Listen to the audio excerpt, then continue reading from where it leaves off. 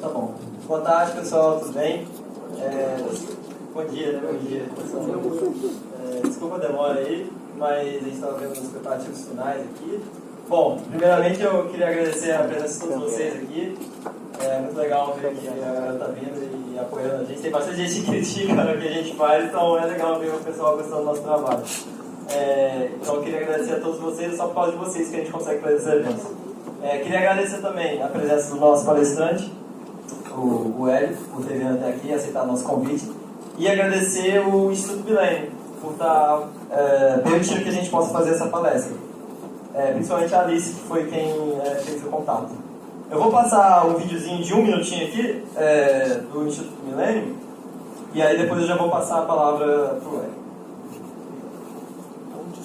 Certamente já ouviu falar do Instituto Milênio, mas sabe exatamente o que fazemos? Queremos nos apresentar. Somos um centro de pensamento, um think tank, que promove ideias inovadoras. Buscamos um país melhor, junto com os caçadores de informação segura. Acreditamos, porém, que as mudanças necessárias estão nas mãos de cada brasileiro. É preciso quebrar com a dependência do Estado. Você não acha? Queremos mais empreendedorismo. Queremos uma democracia com um cidadão sendo ouvido e um governo que pratique as leis. Sem jeitinho, discutir as suas ideias usando a nossa liberdade de expressão é importante.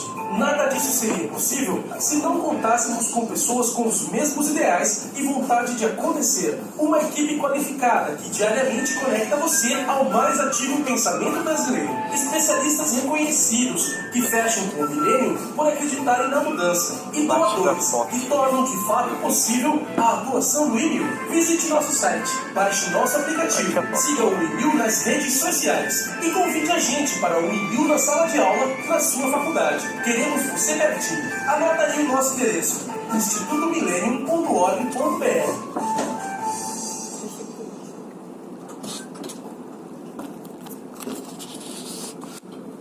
Obrigado, bom dia a todos. Obrigado, Paulo, pelo convite. Parabéns aí pelo que vocês estão fazendo, pelo debate de ideias, muito importante. E o Milênio, que eu sou orgulhoso de ter sido fundador, também o Paulo Guedes também foi fundador do Milênio, e umas 5 ou 6 outras pessoas. O Milênio começou em 2006, quando essas ideias que a gente falava eram consideradas palavrões, gente que não entendia, usava a gente ser neoliberal, né, fascista, o negócio que hoje aumentou até. Mas aí ninguém conhecia nada dessas ideias, era um troço assim, um deserto de ideias diferentes daquelas que estavam em vigor no Brasil. Já havia uns 10, 15 anos de ideias mais intervencionistas, o governo é a solução, né, que o empresário é o vilão, aquela coisa da mentalidade marxista, né, de luta de classes, que o cara que prega, então explora as pessoas e tal. Então a gente falando umas coisas assim diferentes era muito complicado. Eu me lembro de vir aqui na USP em 2009, se eu não me engano, ou 2008, através do convite de um estudante aqui, que faleceu recentemente, o Gabriel Vivo, um garoto muito bom. E eu me lembro de que eu palestrei para talvez umas 4 ou 5 pessoas e em um outro evento também para 4 ou 5 numa mesa que tinha 6 pessoas. Então, ele falava tinha mais gente na mesa do que na audiência. E hoje mudou muito essas ideias, pelo menos tem seu espaço, ainda degladiando com ideias bastante diferentes, mas estão aí. Né? Então, e eu fundei logo em seguida do Milênio, eu também fundei o Instituto Mises Brasil, que é o que vocês devem conhecer. O Instituto Mises, eu diria que tem uma pegada um pouquinho diferente do Milênio. O Milênio, ele fala muito mais sobre, talvez, políticas públicas para influenciar formadores de opinião. E o Instituto Mises é como se fosse mais uma torre de marfim mesmo, política discutindo ideias puras para tentar mostrar o ideal. Então, o que funciona e o que não funciona, idealmente, não o que está hoje na mesa, essa reforma X ou a reforma Y, o que funciona e o que não funciona. Então, o que é boa ciência econômica e o que não é ciência econômica. Então, e o Mises também, muito surpreendentemente para mim, cresceu muito e tem bastante influência hoje até em políticas públicas, na minha opinião. Então, o fato de que o Paulo Guedes está em governo, tem uma opção de gente que já passou pela pós-graduação do ISES, está no governo também, ou é deputado e tal. Nessa turma que a gente está agora, da pós-graduação, a turma que abriu recentemente, são 6 deputados federais que estão cursando. Quer dizer, mesmo político, isso não quer dizer que seja bom, né? Tem político, mas, mesmo na política, o pessoal está querendo entender mais de economia, né? Entendendo mais do que funciona, do que não funciona. Então, embora a gente seja muito crítico do Estado em geral, eu acho positivo que deputados estejam querendo fazer a pós. Né? Então, bom, vamos falar desse tema aí de reformas, espinhoso, todo mundo só fala nisso, né? Já está saturado esse tema, assim, né? Mas eu queria falar de uma forma um pouco mais conceitual. Né? Porque o que está se falando aí? A impressão que se tem é o seguinte: olha, se passar essa reforma, a gente vai consertando a Previdência Social, né? A gente dá uma boa consertada na Previdência Social. E a verdade é que não conserta. É o seguinte: sei lá, décadas atrás, décadas de 60, 70, os caras, o governo prometeu para a gente: olha, temos essa solução aí, que é a tal da Previdência Social, que mesmo que você não poupe o seu futuro, não precise se preocupar com isso, se você não se preocupar com isso, nós vamos nos preocupar com isso. Né? E nós vamos cuidar da sua aposentadoria, da sua renda para quando você estiver mais velho. Né? Essa foi a promessa do governo. Né? E, bom, como é que essa conversa evoluiu? Né? Essa conversa evoluiu de uma forma que hoje a gente está vendo que não vai conseguir pagar. Né? E ele fez essa promessa, falando: não, deixa que a gente resolve por vocês, né? Mesmo que vocês não queiram, mas vamos resolver. E o que vocês acham que ele fez então com o dinheiro? O que aconteceu nessa época é que, pela demografia do brasileiro, do Brasil, tinha muita gente em idade de trabalho, ou seja, com carteira assinada, contribuindo, né? E pouca gente que era idoso recebendo a aposentadoria naquela época que começou. E mesmo a contribuição que saía do bolso de cada trabalhador era uma contribuição em torno de 10% a 15%, se não me falha a memória lá quando começou. Hoje é de 30%. Hoje é de 30%. Às vezes 31%, 32%. Isso significa que, se você parasse de contribuir para a Previdência Social, se contribuir compulsoriamente, o seu salário aumentaria na mesma proporção, imediatamente. Pum! Esse dinheiro passaria a vir para o teu bolso. É assim que funciona o mercado. Esse dinheiro está saindo do bolso do empregador. O empregador está disposto a pagar esse salário para você. Se ele não pagar para o governo, ele paga para você, até porque senão o outro cara vai pagar. Então, o seu salário aumenta na mesma proporção. Então, ao longo do tempo, esse troço veio aumentando. E o que o governo fez com aquelas contribuições todas que estavam sendo feitas pelas aquelas pessoas lá na década de 70, que estavam trabalhando, em idade de trabalho? Né? Ele poupou para te pagar hoje? O que vocês acham que aconteceu? O que ele fez com esse dinheiro? Estou falando do dinheiro que sobrava, né? Porque entrava bastante, saía um pedaço para os idosos da época, que era menos, bastante menos do que estava entrando na época. Então tinha muita gente trabalhando, entrava muito num certo pote e saía um pouquinho para os idosos. Sobrava um dinheiro. Esse dinheiro, entende-se, né? O governo está fazendo a promessa de que vai cuidar da nossa aposentadoria, e ele faz o que com isso? Ele bota no fundo, aplica, poupa ali para pagar para a gente. Mas não foi isso que o governo fez. O que o governo fez? Passou ou não? Isso, gastou. Botou no orçamento federal e gastou. Vamos fazer aqui, né? Ponte de Niterói, né? Itaipu, abrir estrada na Amazônia. Entrou no orçamento. Foi lá, pum, torrou. Passa 10 anos, entra um pouco mais de dinheiro, mas começa a sair mais. O que sobra no pote é um pouquinho menor. Mas o que ele fez? Gastou de novo. Cada ano, por exemplo. 80 e tal. Quando chegou no ano 2000, o que estava entrando no pote saía tudo já para pagar o aposentado. O que não se esqueça, você paga 30%, mas o aposentado recebe algo perto do salário dele inteiro. Então também tem essa, não é um cara na população ativa que financia um aposentado, você precisa de vários contribuindo para pagar um aposentado. Tá?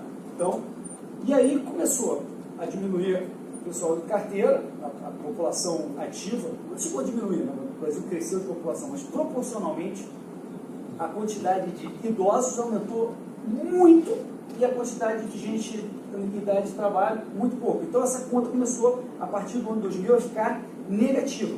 Mas peraí, negativa do como? Porque esse não é um regime de previdência fechado, então o cara que está contribuindo está pagando o que está saindo. Se ficou negativo, o aposentado então não recebeu? Recebeu. Veio de onde? Veio do tesouro. O tesouro não cria dinheiro. O tesouro somos nós. Tesouro somos nós. Vai pegar uma piada, me chama de tesouro. O tesouro somos nós. Esse dinheiro está saindo do orçamento. Então, mesmo para quem acredita nessa coisa toda do governo fazer uma opção de coisas boas, essa pessoa que acredita nisso, que não é o meu caso, eu sou muito cético em relação ao governo, vai falar o seguinte: peraí, está saindo uma opção de dinheiro que era para ir para a educação, para a saúde, para outras coisas nobres que o governo faz, para pagar o buraco da promessa dos políticos de 50 anos atrás. E esse é o nosso sistema de previdência social. O que aconteceu? Os pais de vocês, se fosse outra audiência, eu falaria vocês, né? Os pais de vocês acreditaram no governo. Falaram: genial esse sistema. Vamos, né, apoiar, está certo, olha lá, e o governo vai cuidar de nós. Agora eu pergunto para vocês: vocês acreditam que vocês vão receber da Previdência Social, do governo lá na frente? Fala sério, galera. Quero saber, dada essa explicação, tá? Dado isso aí, dado que vocês estão vendo nos jornais, qual é a chance de vocês receberem desse regime de Previdência Social? Não existe. É uma pirâmide, é o famoso esquema Ponzi. Né? Porque agora, como está o pessoal começando a sair da pirâmide, você está vendo que o último, é melhor o último, que está todo mundo brigando para receber o último dinheiro, que já não tem no pote. Esse é o problema. Não tem mais o dinheiro no pote, está saindo do Tesouro Nacional. Só para dar alguns números para vocês, para contextualizar. O PIB brasileiro é algo em torno de 7 tri. É um número incalculável, não importa. 2 tri de dólares. Não importa isso. Não importa, vamos falar de porcentagem do PIB. O governo arrecada 32, 33% do PIB em impostos, mas na verdade ele gasta perto de 40%. Como é que a gente faz isso? Você não consegue fazer isso, sabe? Se você ganha X para gastar mais, você não consegue. Salvo se tiver algum banco generoso com você no chat especial, cobrando aqueles jurinhos baixinhos do banco pobre. Mas isso aí só dura 2 meses no teu caso, né? Mas o governo, o que ele faz? Ele toma do público em dívida e promete pagar lá no futuro. Eu não quero nem entrar no mérito da inflação, porque já vou complicar. Para ele conseguir gastar mais, ele faz o seguinte: ele hipoteca o futuro de vocês. Porque vocês são os caras que vão ter que pagar imposto amanhã para pagar essa dívida que ele está levantando hoje para gastar hoje esses 40%. Entendeu? Vou falar de novo. Quem vai pagar esse negócio a mais, que o governo está conseguindo gastar mais do que ele arrecada hoje, são vocês de novo. Porque isso é imposto futuro que vai ter que pagar essa dívida. É uma dívida que ele tomou, que tem que ser paga via o quê? Imposto. O governo não ganha dinheiro, ele tira de nós para fazer o negócio dele. E ele não pode quebrar. Né? O governo, em tese, assim, simplificadamente, não pode quebrar. Então ele vai tirar imposto. Ele vai tirar a população para pagar. E vai sair de vocês. Então ele já está fazendo essa mágica. Até 5 anos atrás, o orçamento do governo, ele era sustentável. Olha, Daniel, que maravilha. Bem-vindo, Daniel. Grande deputado, espetáculo. O orçamento do governo, ele era até 5, 6 anos atrás, tinha um pequeno déficit que se cancelava com o crescimento da economia, ou seja, era sustentável. Em termos de dívida do governo em relação ao PIB, a coisa podia ir. Mas depois da crise da Dilma, e com a piora das contas da Previdência, hoje a gente tem essa diferença, né? 32, 33, que ele arrecada impostos, por perto de 40, 30 a 40, que ele gasta. Então tem um buraco gigantesco financiado por dívida. Isso aí só vai piorar por causa dessa coisa que eu estou descrevendo aqui. Concorda? A demografia brasileira não continua piorando? Porque quando eles fizeram aquela promessa que os pais de vocês podem chegar em casa e dar para cá, tá? Defenderam, acreditaram, que maravilha, vamos concordar com esse sistema social maravilhoso. Até porque isso é só para proteger aquelas poucas pessoas que conseguem passar de 60 anos de idade. É pouca gente. Né? Na época, falaram isso. Dizia. E hoje, a expectativa de vida do brasileiro é 82, 83, e crescente muito rápido. E a quantidade de gente, como eu já falei algumas vezes, para reforçar, que é idoso que vai receber a aposentadoria, aumentou tremendamente. Digo, o que importa é de sobrevida, né? Não é expectativa de vida. Porque... sobrevida. A partir da idade de aposentadoria. A partir dos 62, que vai vir a ser mulher, e 55 homem. A partir daí, antes era, sei lá, 3 aninhos, sei lá, 2 aninhos, alguma coisa assim, agora multiplicou por 10, pode ser 20 anos. Tem razão. É bem pior. Então, esse troço só piora cada ano que passa por causa da demografia, e o Brasil vai ser um dos países com população mais velha proporcionalmente em 2050, a partir de 2050, do mundo. Esse negócio não tem como vingar. E eu estou falando só simplificadamente aqui do regime que trata de 30 milhões de pessoas, que é o regime geral. Eles usam às vezes palavras boas. Regime geral, que é da galera, da ralé, que somos nós que contribuímos via, né, contribuição em folha, etc. Mas, olha, você tem um regime que eles chamam de próprio, que deveria se chamar regime privilegiado da Previdência Social, que é dos funcionários públicos, que é muito mais generoso, que tem muito mais déficit per capita, chega a 10 vezes o déficit per capita do regime da ralé. Por pessoa, o déficit hoje já do regime dos privilegiados é 10 vezes por pessoa. Além disso, você tem as previdências dos estados e dos municípios, que acontece a mesma coisa, que é dos funcionários públicos do estado e funcionários públicos do município. Então, eu estou falando aqui do problema da geral, mas esse outro problema é até pior. Até pior. Está contemplado uma parte do regime próprio da Previdência Social, que se chama de funcionários públicos na reforma, que está aí na mesa, mas também, de novo, não vai resolver. Cá entre nós, se diminui o problema um pouco, mas está longe de resolver. Para dar um número, sem incluir militares, estados e municípios, o déficit atuarial das duas previdências, do regime geral e do regime próprio, o que é o déficit atuarial?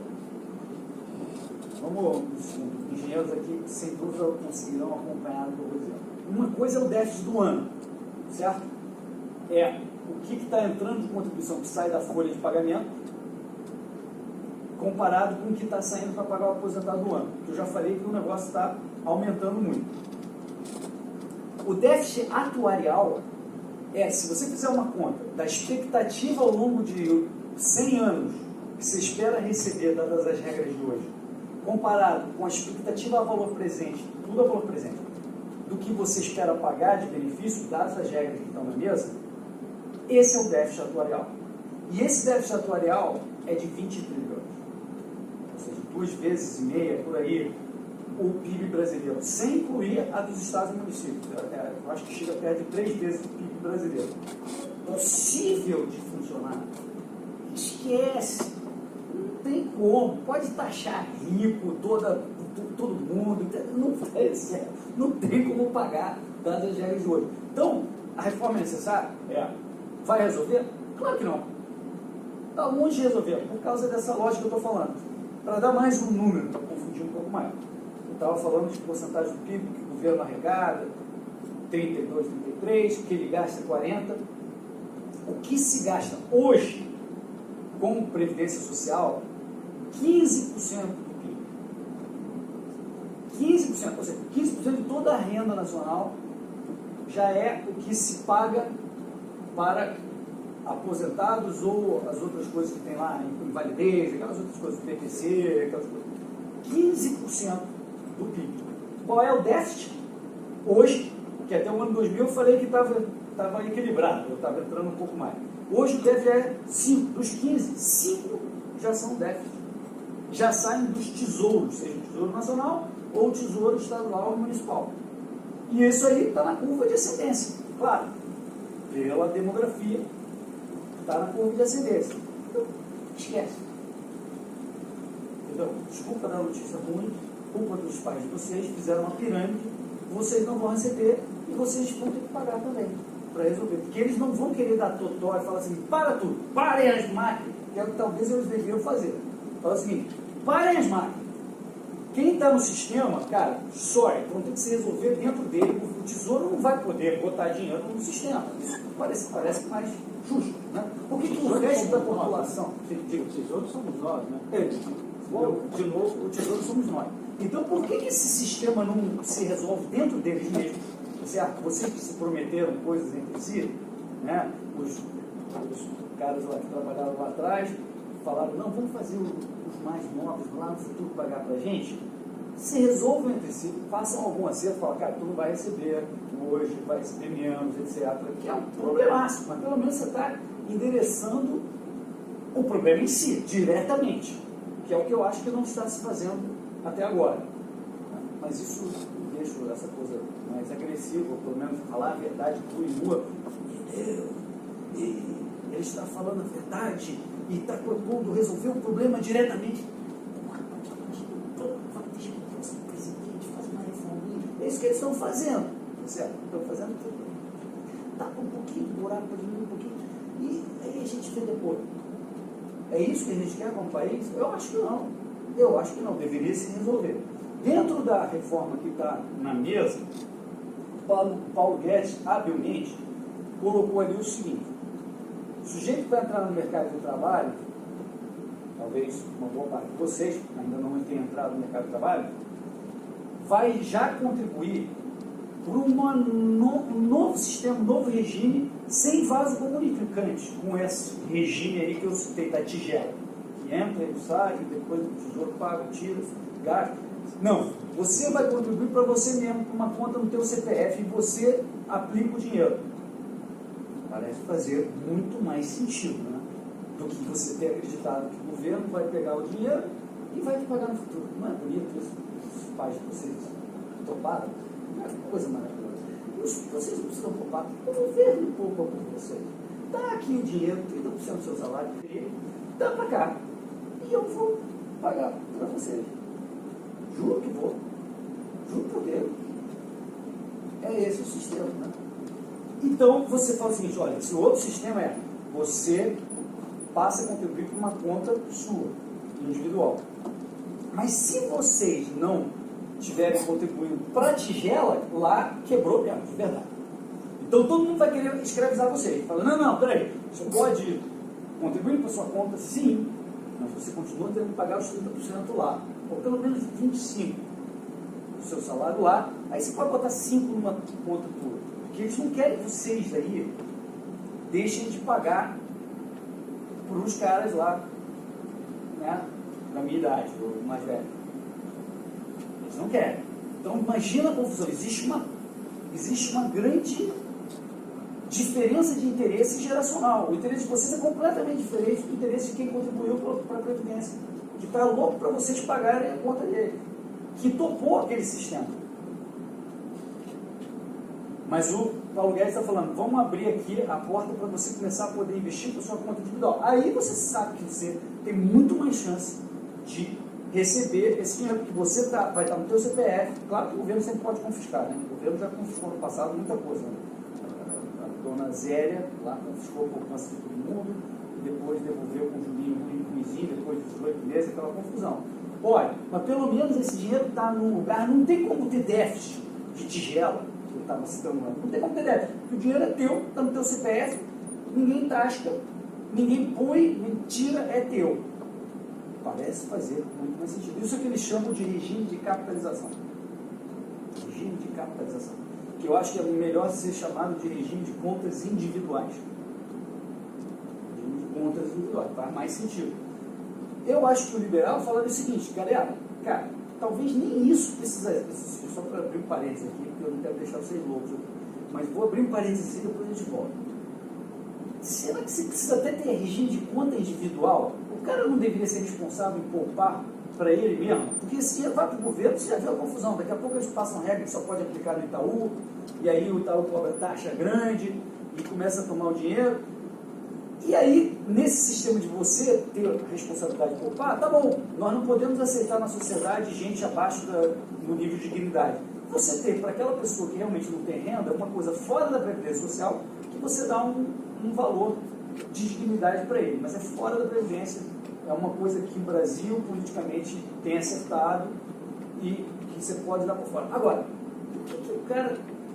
o governo está dizendo que você não pode pegar o seu dinheiro enquanto você não está na idade de aposentadoria. E se você tiver um problema de saúde grave, alguém da sua família, você fala assim, não, eu quero sacar agora, com 45 anos, o que eu estava ocupando na minha Previdência, eu quero, é meu, não é? Se está congelado com o sistema de contas individuais, não é seu, na verdade. Você está obrigado a esperar até a idade que o governo falou que você tem que esperar. Mas mesmo assim, então agora fecha parênteses, isso está bem fora do que é politicamente viável no Brasil hoje. Então fecha parênteses e volta. Mesmo esse outro sistema é o que permitiu que o Chile, que era um país mais pobre que o Brasil, virasse país de primeiro mundo. Por quê? As pessoas poupando passaram a fazer. Houve um repositório de poupança de verdade, que diferente desse sistema que eu estava citando antes, onde o governo gastava tudo, não tinha poupança. No sistema de contas individuais, você passa a ter todo mundo lá com as suas poupancinhas. E essa poupança significa o quê? Quem estuda economia sabe. Se você poupou, é porque esse dinheiro representa um capital que está sendo usado para produzir e crescer a economia. Que você está aplicando em algum lugar, você está emprestando para alguém. Esse alguém, salvo se for o governo, que é sempre instituição, é para crescer a economia. É para você está comprando uma ação de uma empresa que está ajudando a crescer a produção, você está emprestando dívida para alguma empresa, né, renda fixa, para crescer aquela empresa, etc. Então você está permitindo um maior crescimento econômico do país. E foi isso que aconteceu com o Chile, que cresceu muito, muito mais do que os outros países da América Latina e virou país de primeiro mundo. Então, eu vou ficar por aqui, pessoal. Vamos abrir para pancadaria. Eu já falei muitos absurdos, pelo menos para quem está no mundo real. Ninguém ouve isso que eu falei por aí, não se fala muito nisso. E aí a gente continua daí. Obrigado, pessoal.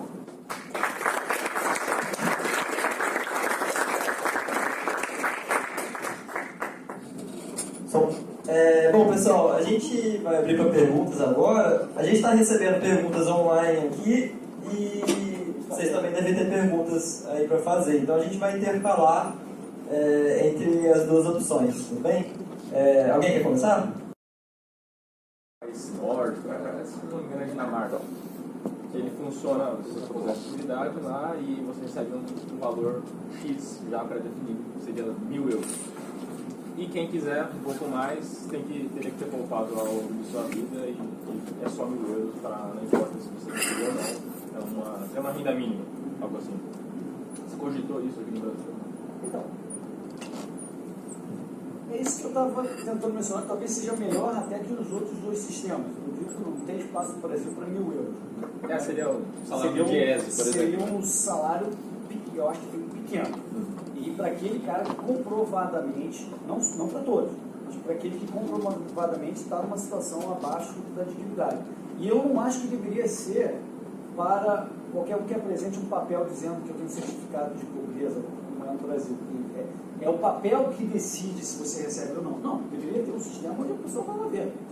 Não, se verifica. Então, realmente, essa pessoa está numa situação abaixo do que nós, como sociedade, aceitamos que seja dignidade. Então, aí você tem esse sistema.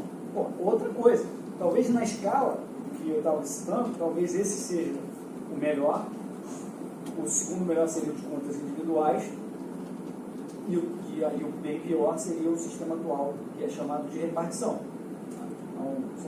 acho que faz mais sentido. O trilhão do Paulo Guedes, como ele vai servir para poder manter o sistema de repartição funcionando em paralelo com capitalização, que a economia do 1 trilhão para isso, né? Porque a economia do 1 trilhão é para poder viabilizar a manutenção do sistema de repartição enquanto essa turma não morre, né? Porque a nova está resolvida com a capitalização. Então, 1 trilhão é para poder pagar esse rombo. Explica de onde ele vem, como é que vai usar e por que isso fecha a conta. Pois é, dada a situação de que nessa tigela, você a partir do ano 2009, você passou a sair muito mais dinheiro para pagar os aposentados do que entrar, mesmo você pagando 30%, todas as folhas salariais do Brasil passou a sair muito mais do que para pagar aposentado do que ia entrar na tigela. E esse negócio cresceu. Dado isso, eu te falo, cara, tem essa mecânica, a promessa que tinha sido feita, não é possível de ser entregue. Então, eu vou te falar, pô, a idade está abaixo do que deveria ser, a contribuição está abaixo do que deveria ser. Então, não aumentaram a contribuição do regime geral, mas aumentaram a idade. 62, 65. Isso ajuda na conta. Então, parte do 1,1 trilhão. Na parte do regime próprio da Previdência, que são os funcionários públicos, eu falar, não, o cara que ganha mais, aquele cara que está lá 10 mil, 20 mil reais, a alíquota dele aumenta. Então, parte vem daí. Tem outras coisas menores, a questão que temos de contribuição também teve uma mudança, né? E em todo lugar você teve um pouquinho de ajuste, que é todo mundo meio que tendo que pagar um pedaço. A realidade batendo a porta de todo mundo. Eles fizeram de uma forma desproporcional, de que o sujeito com uma pensão menor, com um benefício menor, pagando menos, e o sujeito com um benefício maior pagando mais. Eles fizeram uma redistribuição interna. Mas todo mundo meio que está encarando a realidade que não vai ter o que ele esperava. E a soma de tudo isso dá 1,1 trilhão. É aí que chega no 1,1 trilhão. A soma das idades é uma contribuição maior, de fechar alguns buraquinhos. O sujeito rural lá, ele não contribui. Então tem uma diminuição também do valor do benefício.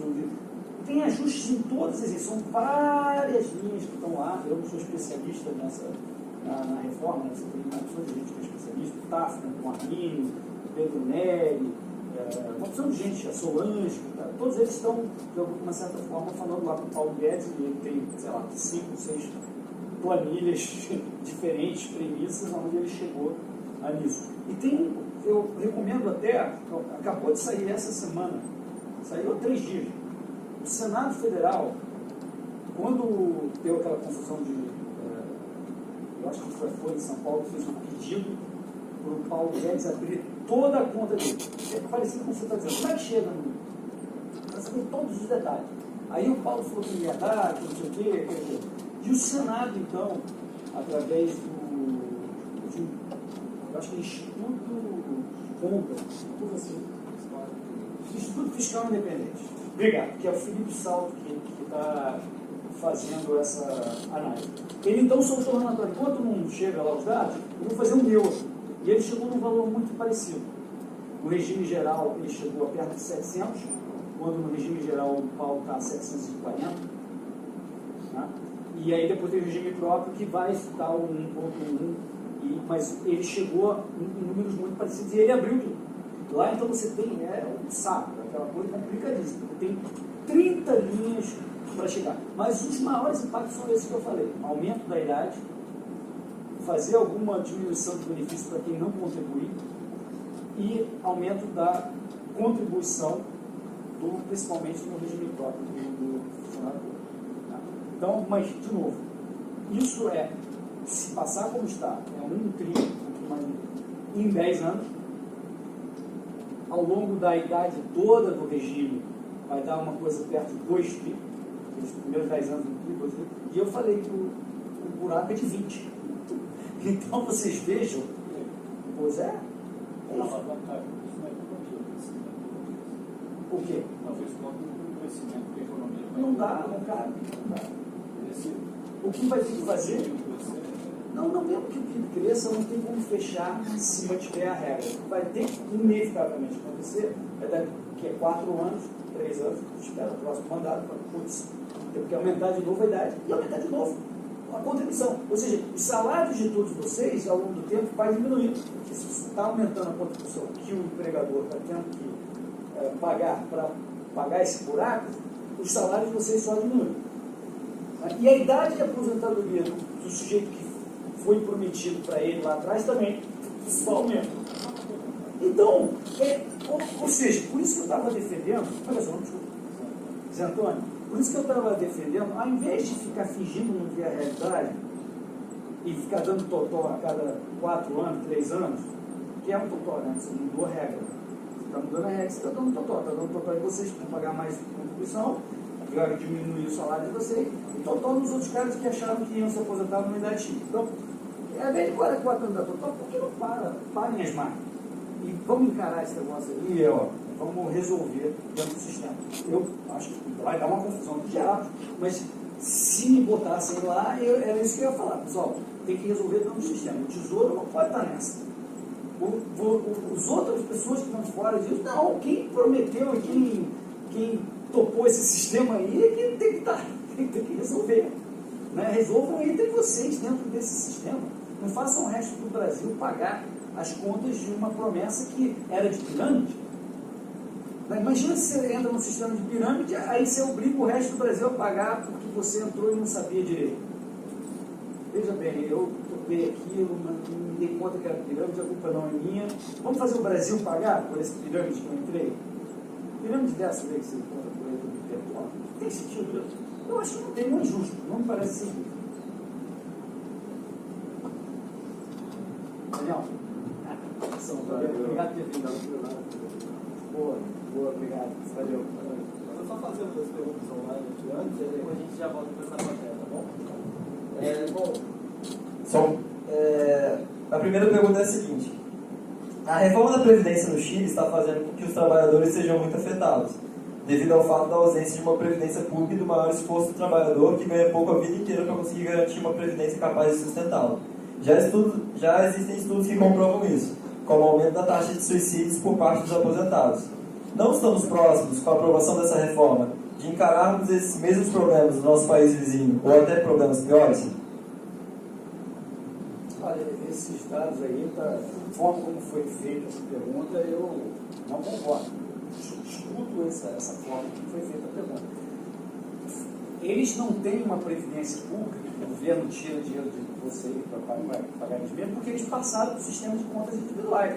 Isso é positivo, porque você sabe, se for para o governo, é ele mesmo que não vai receber. Então, esse pessoal, todo mundo que trabalha no Chile tem sua poupança. Todo mundo tem.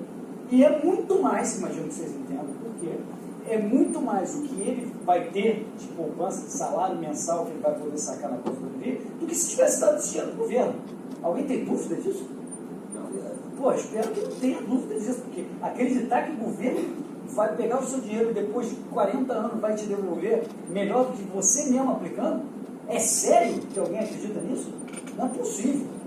Não é possível que alguém acredite nisso ainda no mundo de hoje. Então é essa a premissa que está nessa pergunta. Veja bem, o governo tem sido muito melhor. Olha, por que não tem a aposentadoria pública, ao invés dele, pobrezinho, trabalhador, ele mesmo ter contribuído, ele é a empresa dele, mas sai do bolso dele de qualquer jeito, para a própria aposentadoria, todos eles têm, todo chileno que trabalhou tem a sua poupança, que foi acumulada ao longo dos tempos, que permitiu o crescimento econômico do Chile. Então é totalmente ao contrário. Você tem suicídio, eu nunca vi esse dado de suicídio do aposentado, mas certamente esse aposentado tem muito mais do que o brasileiro. Isso eu garanto. Salvo se for o funcionário público que até hoje está recebendo. Eu posso fazer uma adenda? Sim. De acordo com a própria OMS, ele dividiu estatísticas mundiais dividiu em quatro os países que têm suicídio de idosos. O Chile está só no segundo quadrante. Ele é um dos melhores na América Latina. Inclusive, o pior país na América Latina, que está no quarto quadrante, que tem a maior quantidade de suicídio de idosos a partir de 70 anos de idade, é Cuba. Não ironicamente a Cuba. Obrigado por dar esses dados, eu não conheço algum desses dados, mas que eu estou falando aqui mais no mundo conceitual. Você realmente quer que no Chile o cara passe a ter a aposentadoria pública diminuindo o salário dele, ao invés dele mesmo poupar e acreditar que isso vai ser devolvido para ele? É uma fantasia. Depois é você. Bom dia ainda, obrigado pela palestra e a conversa.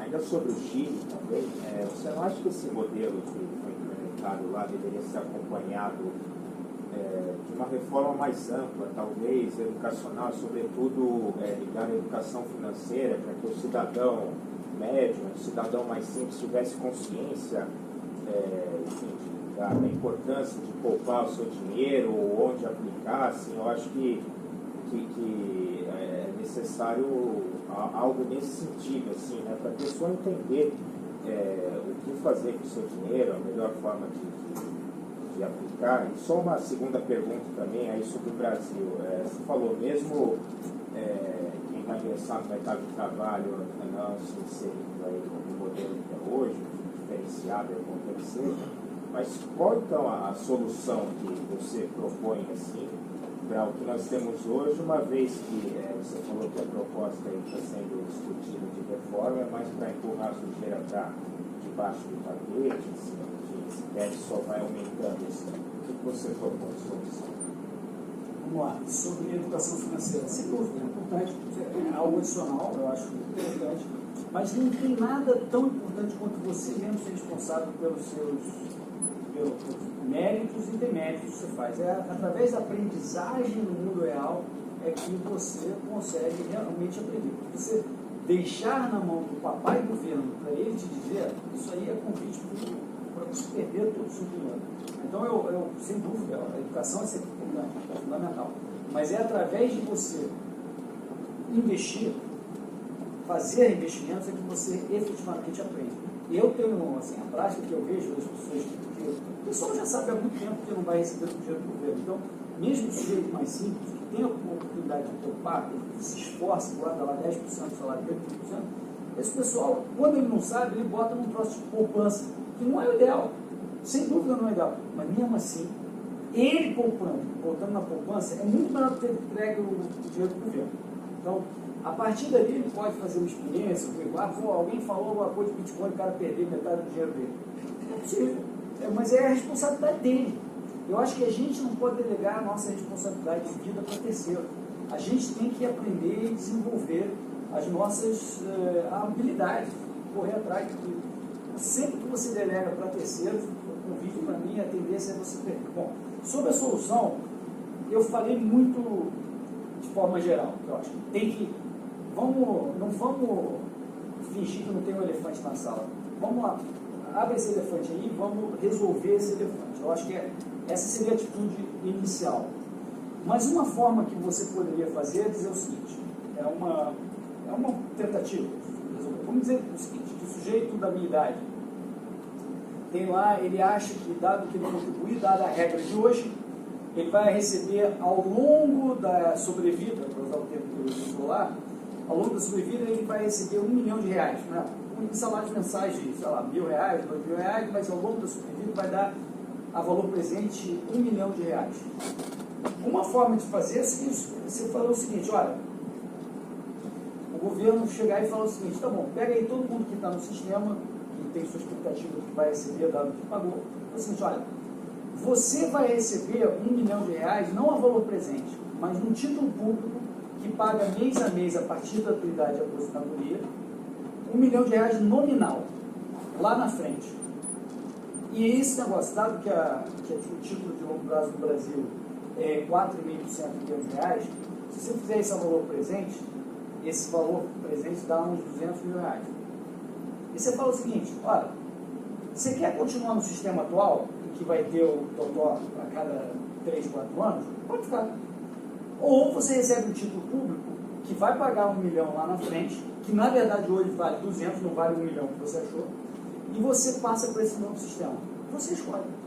Então seria uma forma não violenta, não obrigatória, de você permitir uma migração já colocando dentro da conta que aquele cara sabe que não vai receber R$1 milhão inteiro a valor presente que ele achava que ele ia receber. E eu acho que se eu estivesse nessa situação, eu toparia.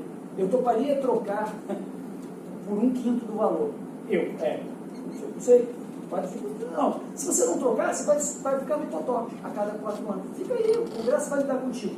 Mas, nesse sistema tem um negócio interessante de teoria dos jogos.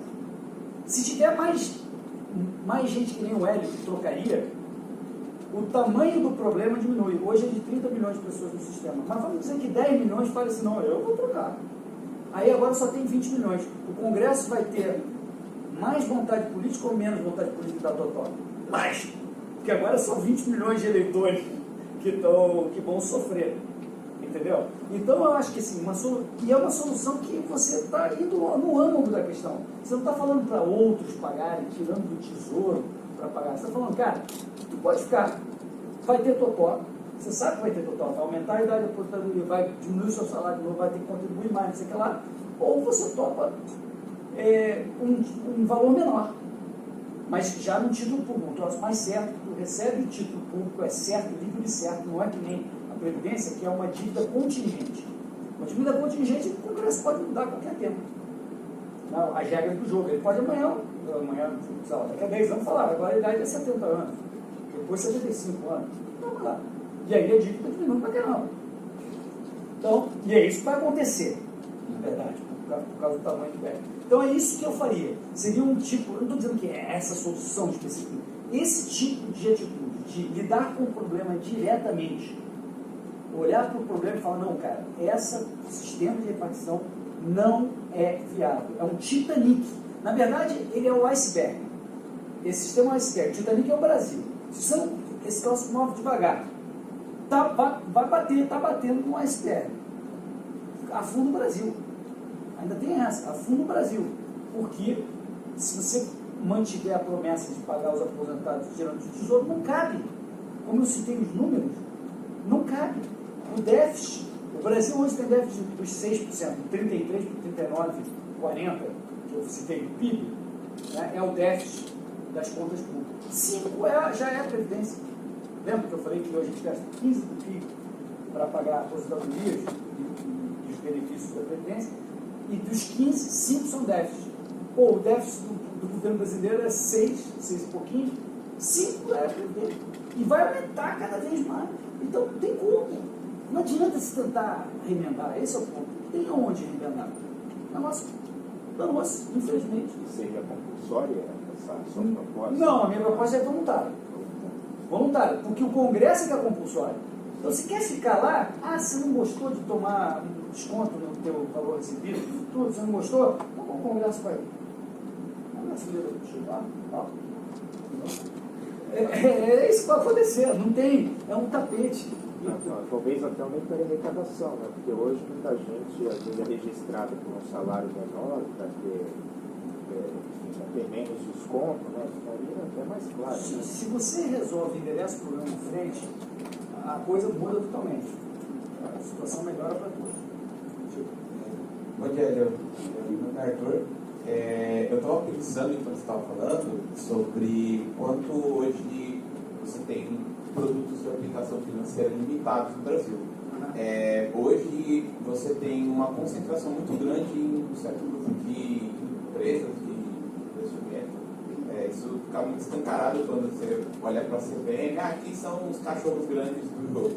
É tipo um grupinho de umas 7 empresas, as outras é tudo tipo as alíquotas pequenininhas assim. Os caras estão jogando em coisas que o governo ainda não regulou. Minha pergunta é, se a gente parte para a capitalização, não seria um problema a gente ter empresas de aplicação financeira formando lobby e fornecendo uma gama de produtos de aplicação limitadas para a gente? Olha, eu não acredito. Pelo seguinte, eu vou contestar uma parte da tua premissa. O sistema bancário brasileiro, sim, é oligopolizado, pequeno, tem poucos bancos, tudo controlado pelo Banco Central, etc. Mas o sistema brasileiro de fundos, de gestores, é enorme. Não sei quantos tem, mas coisa de 3 mil gestores. Né? Então você tem E hoje em dia você tem plataformas, supermercados de fundos, por exemplo, a XP, né, e tem outra, onde o cara fala, cara, tá aqui, ó, tem um cardápio inteiro onde você pode escolher. Na verdade, a XP está só cobrando um FII, ele não é onde você está deixando dinheiro.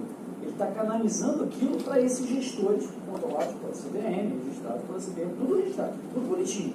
Né? O cara tem que ser gestor, perante a CVM, os caras têm que ser analistas, tudo bonitinho. Mas você tem milhares e milhares de fundos e opções de investimento. Isso talvez às vezes até é ruim, porque você fala, caramba, o que eu vou fazer aqui? Tem tanta coisa onde eu posso investir. Tem um cara que é só renda variável, tem outro que é misto, tem um multimercado, tem um cara que faz dólar, tem um cara que compra e vende, tem um cara que fica short, tem de tudo. É muito sofisticado e variado o sistema de gestores, por exemplo, que não é o de banco. Aí é o problema. Mas você, quando compra um fundo, o teu fundo não. Se o banco quebra, por exemplo, você está isolado disso. A custódia daquelas cotas de fundo não entra no balanço do banco. Mesmo que você tenha comprado pelo Itaú, você comprou um fundo do Itaú, não entra na massa falida. Então, você não está preso a ele.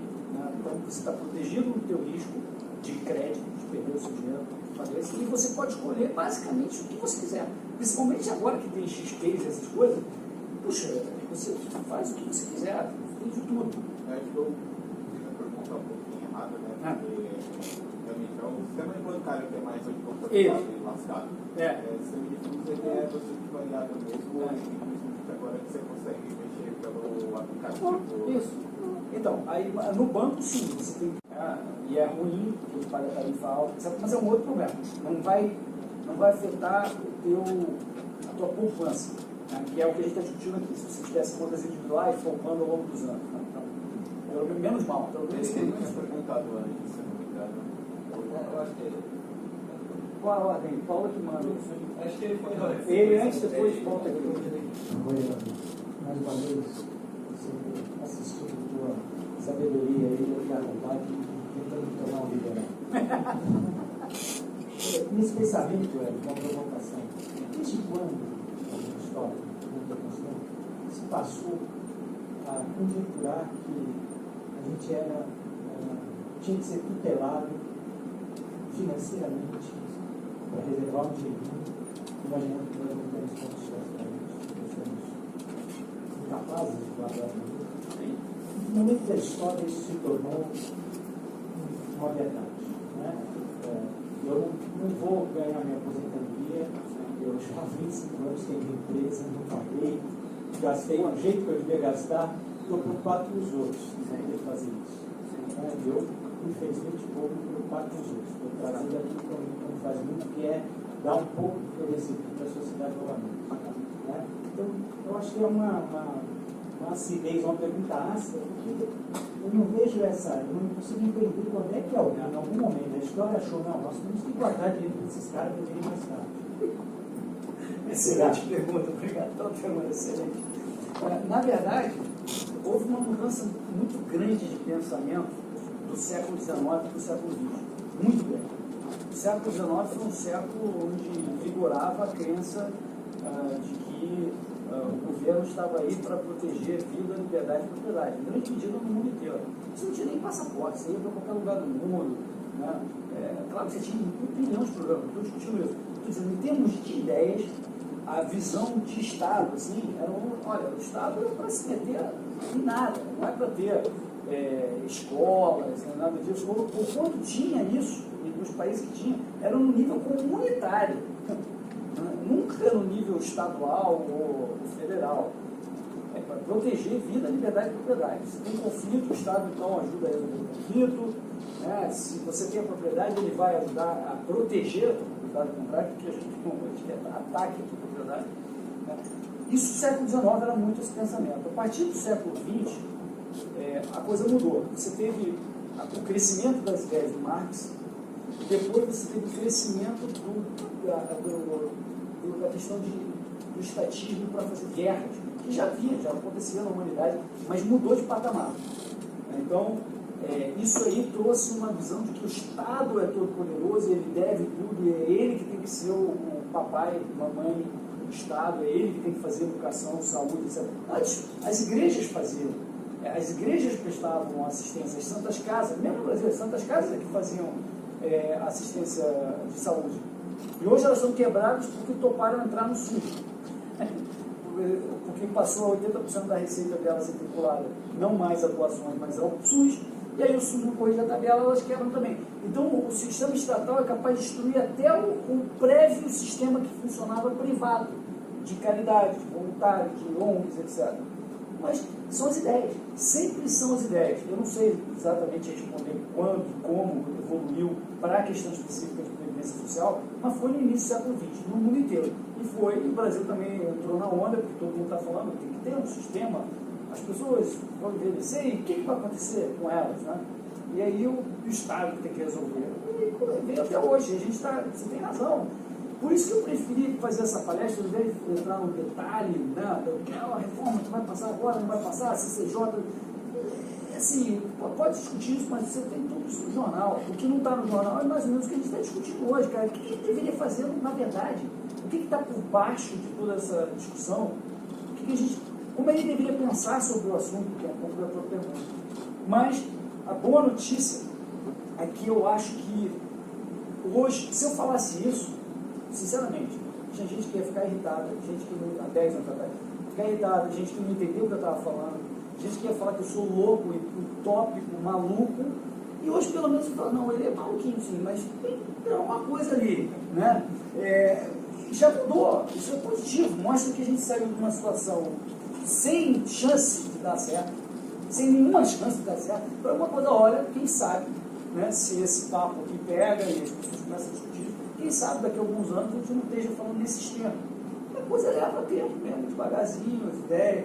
O negócio do míssil lá fica lá, mas acontece, em algum momento as pessoas começam a prestar atenção e dá certo.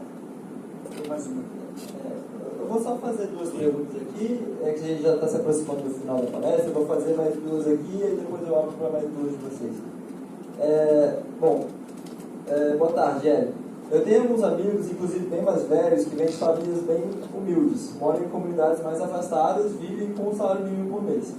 Eles recebem o salário, gastam tudo e mais um pouco, ou seja, além de não poupar nada, ainda fazem dívida. São pessoas que não sabem nada de economia, e ainda se poupassem algo, nem saberiam como e onde investir. Na teoria, o homem econômico sabe tudo, mas isso é quase o contrário da prática. Se o governo não tomar dinheiro dessas pessoas e fizer a poupança delas, não estaríamos correndo o risco de ter uma geração que chegaria à terceira idade sem nenhum centavo poupado para sobreviver? A gente chegou nessa geração, pela solução do governo. Exatamente, nós estamos nesse mundo que ele tem dentro. É justamente esse pessoal que está mais velho, o que o governo prometeu, o que ele fez, é justamente agora essas pessoas estão sem dinheiro para sobreviver. Bom, chegando. A solução genial dele chegou. O que a gente deveria é pensar em uma solução alternativa. Você dizer assim, pobrezinho, ele não sabe nada, olha que pensamento elitista.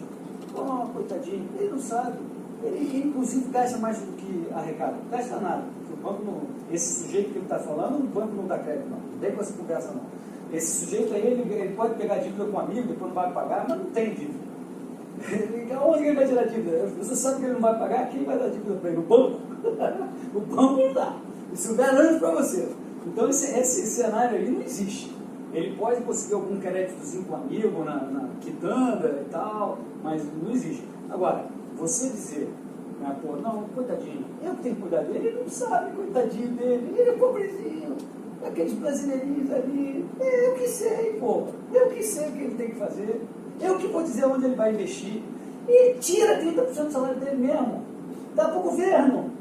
É isso que temos que fazer. Pô, o que eu vou responder para essa pergunta?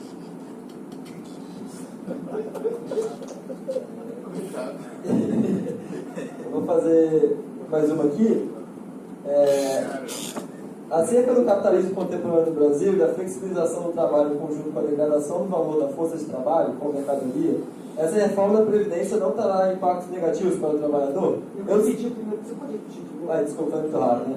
Acerca do capitalismo contemporâneo no Brasil e da flexibilização do trabalho em conjunto com a degradação do valor da força de trabalho como mercadoria, essa reforma da Previdência não trará impactos negativos para o trabalhador brasileiro? Eu sei do rombo que há e que é necessária uma reforma, mas essa que está em trâmite não trará prejuízos irreversíveis ou de difícil reversão? E aí tem só mais uma curtinha que aí acho que dá para responder.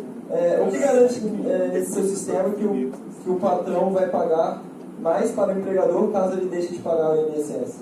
Aí são duas aí, acho que... Deixa eu começar pela segunda. Isso é uma questão óbvia, que é de... Você precisa entender de ciência econômica. Se o patrão hoje, o sujeito ganha R$1.000, ele paga cerca de 2 mil. E todo mundo que está pagando um funcionário de 1.000 está pagando 2 mil. 1.000 vai para o governo e 1.000 entra no bolso do trabalhador. Mas ele já faz o cheque de 2 mil. Claro que o cara que acredita na tese marxista da exploração vai dizer assim, não, se você tirar os 1.000 que tem que ir para o governo, o cara vai reduzir para 1.000. É o que está na cabeça do cara. Ou seja, ele acha que o sujeito paga 2.000 só porque ele quer pagar 2.000. Se ele pudesse pagar 500, ele conseguiria pagar 500 por cara. Só que não é assim que funciona a economia. Existe um mercado. E se você não paga os 2.000, um outro cara vai levar o funcionário. Porque tem outro cara disposto a pagar 2.000. Você não consegue pagar, ser um malvadão, um empregador malvadão, vou pagar 500. Agora vou pagar 500, pronto. Resolvi porque eu vou explorar o cara. E aí? Você vai ficar falando sozinho. Você não vai pregar ninguém. Certo? Esse é um fato da realidade. Então, se todo mundo que estava pagando 2.000 e está disposto a pagar 2.000 agora, não precisa pagar 1.000 para o governo, você vai passar a pagar 2.000 para o cara. Assim, é a lógica, é o processo de mercado. Mas aí tem que estudar economia para realmente entender o que eu estou falando. Mas é assim que funciona o mercado. Né? Lamento, sim, as pessoas não conseguem ver. A segunda pergunta, a primeira parte é um testamento contra o capitalismo. Aí é outra aula. Mas a segunda parte é, será que a reforma não vai prejudicar a quem ele se propõe ajudar? Isso? Mais ou menos isso. Vai prejudicar os trabalhadores? Vai. Assim, esses trabalhadores de hoje, talvez não, né? Que vão entrar no mercado de trabalho. Porque esse ia ter que ficar pagando 30% do salário dele ou mais, porque deve aumentar ao longo do tempo essa contribuição, para pagar o buraco da geração dos pais dele. Então, se você permite a capitalização, você já está, os novos trabalhadores estão se dando bem. Os trabalhadores que estavam pensando que iam se aposentar, claro que vai, mas de novo, porque era um esquema Ponzi que não tem dinheiro. Né? Claro que vai. Agora, o Paulo Guedes, ele fez de uma forma que ele tentou afetar muito menos o que ganha menos, que tem um benefício menor, perto do salário mínimo, e fazer esse negócio ser pago pelo cara que recebe mais. Foi a forma que foi encontrada para essa preocupação ser dirimida. Mas, de novo, todo mundo, como eu falei, vai ter que ter um pedacinho de contribuição nesse troço aí. Menos o Paulo fez uma coisa interessante também, aquele que realmente ganha pouco diminuiu a alíquota de contribuição. Ele fez ainda isso. O cara realmente que ganha menos, que contribui por menos do que o salário mínimo, esse cara aí vai pagar menos alíquota ainda. Então, até nisso tem... 8 para 7,5. De 8 para 7,5, exato. Porque o cara pode ser part-time e tal, não é que ele está ganhando menos do salário mínimo, mas a base de contribuição dele, se for menor que o salário mínimo, ele diminuiu. Então, depende do trabalhador. Se é um trabalhador funcionário público, ele vai ter que contribuir com mais do ajuste. Se é um trabalhador menor, com muito menos do ajuste. Se é um trabalhador ainda mais simples, esse aí até está melhorando. Então, foi esse mecanismo que o Paulo e o Ministério da Economia tentaram fazer. Mas, de novo, não vamos nos enganar. Voltando ao que eu falei, a reforma é porque não cabe o negócio, porque era um esquema Ponzi. Então, todo mundo vai ter que pagar, e não só hoje, daqui a 4 anos de novo, depois daqui a 4 anos de novo, porque o déficit é de 20 tri, e isso aí resolve 2 tri. A verdade é essa. Esse pessoal que diz que não precisa da reforma, porque diz que o problema não existe, deve fazer alguma conta furada, não deve fazer alguma conta. Você conhece essa conta? Agora, quando abrir, por exemplo, a Comissão Especial de Números e houver refutações, é de se esperar que apareça alguém fazendo equações contrárias, dizendo que já não precisa de nada disso, e que contas devem aparecer. Olha, esse raciocínio é tão maluco, que eu me recusei a ver, porque o próprio governo, ele publica estudos, né, de qual é o déficit, e de novo, para quem entende o mínimo sobre esse assunto, sabe que o déficit que importa nem é o déficit do ano, é o déficit atuarial, aquele que eu falei. Se você pegar a diferença entre tudo que você espera que seja pago e tudo que você espera que entre no sistema por contribuições a valor presente, esse é o déficit que importa. Né? Mas além disso, claro que tem déficit no ano. Né? O déficit lá da Previdência do regime geral está publicado pelo governo, todo o negócio lá, 230 milhões, o do regime geral, não sei, 80, uma coisa assim, não me lembro de cabeça. Mas o BI. Isso, BI. Se eu falei BI, perdão, BI. Né? Então, isso aí é publicado, é calculado por vários órgãos do próprio governo, etc. Eu não sei que diabo de mágica esses malucos fazem, mas para te responder, eu digo o seguinte: eu não acredito que isso vá voar. Porque de lá para cá, quando eles tentaram esse truque, esse assunto ficou tão na ordem do dia, e tanto mais gente entende o que está se falando, que não tem como tentar vender essa besteira. Eu suspeito que não vai ter, não vai ser por aí. Que na comissão especial eles vão tentar obstaculizar, vão tentar tirar ajustes, né? Mas tentar engambelar a conta não vai rolar. Porque todo mundo que entende parou para olhar, sabe que não tem. Bom, pessoal, a gente já está chegando no horário, eu vou fazer a última pergunta aqui agora. Bom, minha pergunta, na verdade, era sobre a política da reforma. Eu estava, assim, eu penso que essa reforma, apesar de... é um ajuste necessário e doloroso, mas o ponto é a oposição. Me pergunto por que, pode falar da esquerda, ou sei lá, qualquer pessoal mais intervencionista, até os nacionalistas, às vezes, são contra isso. Qual a origem política que motiva a oposição deles à reforma? O que eles esperam conseguir com a oposição tão grande? Você vai no metrô, você vê os funcionários do metrô com aquela placa lá escrito contra a reforma da Previdência. Onde vem a motivação política? Porque os grupos de interesse poderosos no Brasil são, como eu estou dizendo, poderosos. Então, pega o primeiro grupo, funcionários públicos. Esses são os mais privilegiados, os que mais têm a perder com esse ajuste. Então, e eles são super organizados. Então, obviamente, é um grupo que está lá e que vai encher o saco para fazer o que ele quer. De novo, ele quer fazer cumprir a frase do Bastiat. O Bastiat dizia o seguinte: o governo é a grande ficção pela qual todos tentam viver às custas de todos os demais. É a grande ficção pela qual todos tentam viver às custas de todos os demais. Eles estão tentando viver às custas dos demais. Eles tinham isso garantido e agora querem tirar. Então eles se organizam e vão peitar. Mas são só eles? Não, não é só funcionário público. Quase todo mundo está perdendo, sabe? 99% das pessoas que estão no regime estão perdendo. Então, mesmo o trabalhador lá, fora esse que caiu de 8 para 7,5, todos os outros estão perdendo. Está aumentando a idade, não está? Está aumentando a contribuição em alguns casos. Então, cara, o político, isso vai totalmente contra o pelo do cara. Pensa bem, o cara falou, eu fui eleito, né, atendendo o povo, eu agora vou ir contra o trabalhador, contra o povo? Não. Eu não vou defender isso, não. Eu não vou defender isso. Deixa o Congresso. O Congresso tem que se resolver. É a atitude hoje do Jair. Ele não, eu não. Você está louco? Eu vou contra o cara que me elegeu? Pô, e agora eu vou dizer para ele que ele está perdendo?